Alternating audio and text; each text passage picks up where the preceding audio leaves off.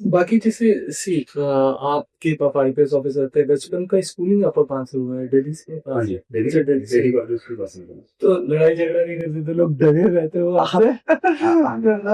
नहीं नहीं, बड़ा अच्छा सवाल पूछा। और डरने से ज्यादा तो मैं लोगों को बताता नहीं था कि मेरा बाप पुलिस में है। क्यों? कारण बताता हूँ क्यों। क्योंकि होता क्या था, आज भी मैं थोड़ा नहीं बताता। मैं तो शुरुआत इसलिए करी क्योंकि क्रेडिट उन्हें देना था। बट होता क्या था, मैं आपको बताऊं।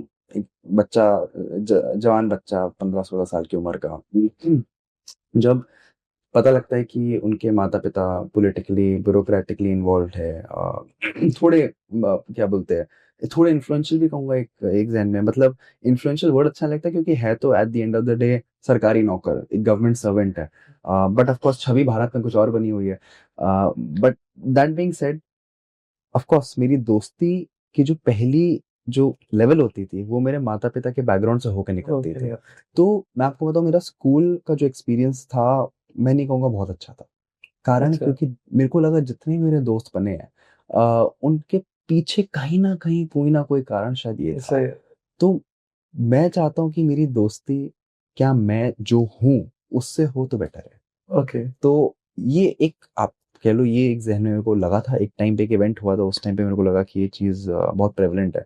उसके बाद से मैं जब कॉलेज गया, कॉलेज मेरे लिए पूरा डिफरेंट एक्सपीरियंस था। मैं ज़िंदगी में पहली बार घर से बाहर गया और मैंने यूजुअली नहीं बताया मेरे माता-पिता क्या करते हैं, और तब लोग मुझे, जो मैं हूँ, उससे जानने उस लगे।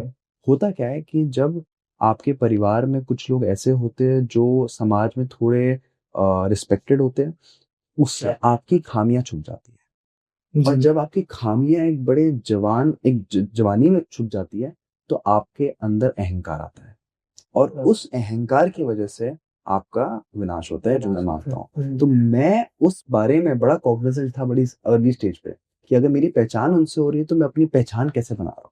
और जब मेरे को वो एहसास हुआ, तो मेरे को लगा कि ऑफ कोर्स वो बहुत ही बुरा वक्त भी था। 2018-19 आप यकीन मानो, जब एडिनबरा में था, मैं शायद हर दूसरे दिन रोता था। एग्जिस्टेंशियल क्राइसिस होता था कि जिंदगी में क्या करना है, मैं क्या हूँ, मेरी जिंदगी में क्या क्वालिटीज है। बट जरूरी होता है, कहते हैं ना, हाँ। बच्चे कच्ची मिट्टी की तरह होते हैं, और माता पिता उस मिट्टी को एक मटके में बनाते हैं। बट जिंदगी में एक टाइम आता है जब वो मटका टूट जाता है, और फिर आप एक नई पहचान बनाते हो। तो मेरे लिए वो एडिनबरा था। और वहां के जो दोस्त है मेरे, आज भी, जैसे किसान करके दोस्त है मेरे, मतलब जिंदगी का, मतलब अगर सगा भाई हो तो उससे सगा कोई नहीं होता।